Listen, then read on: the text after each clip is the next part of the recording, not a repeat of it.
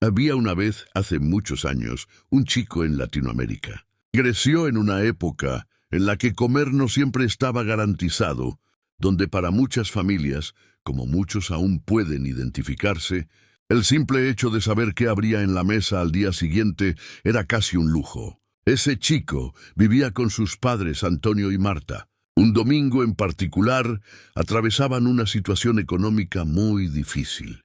Los ahorros eran mínimos, pero aún así tomaron una decisión valiente. Con lo poco que tenían prepararon una gran olla de sopa, no solo para comer ese día, sino con la esperanza de venderla. El cálculo era sencillo. Si se vendían unas 50 tazas, podrían recuperar lo invertido, alimentarse y tener algo para los días siguientes. La sopa estuvo lista temprano.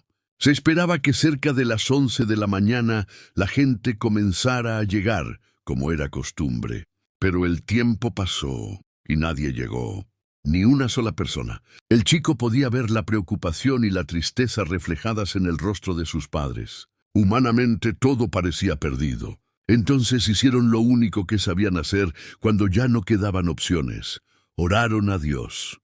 Después de la oración, el chico, con esa fe sencilla que solo un niño suele tener, tomó valor y fue a decirles a algunos vecinos que había sopa. Ya era tarde, cerca de la 1 de la tarde. Todo indicaba que ya no había esperanza. Pero contra toda lógica la gente comenzó a llegar. Uno tras otro preguntaban, ¿tienen sopa? Y la respuesta era la misma. Sí, sí hay. En cuestión de minutos, la casa se llenó. Nadie supo de dónde salió tanta gente. Lo único cierto es que la sopa se acabó por completo. No quedó ni siquiera para la familia. Años después, ese chico creció. Hoy está cerca de los 40 años y como muchos adultos se ha vuelto muy racional. Analiza, calcula, anticipa riesgos. Y aquella fe sencilla de su infancia ahora parece difícil de alcanzar. Orar y confiar sin garantías humanas se ha vuelto un desafío. Y entonces surge la pregunta, ¿en qué momento dejamos de creer así? Jesús mismo advirtió que el reino de Dios no se recibe desde la autosuficiencia ni desde el análisis frío, sino desde una confianza humilde y sencilla. De cierto os digo que el que no reciba el reino de Dios como un niño no entrará en él.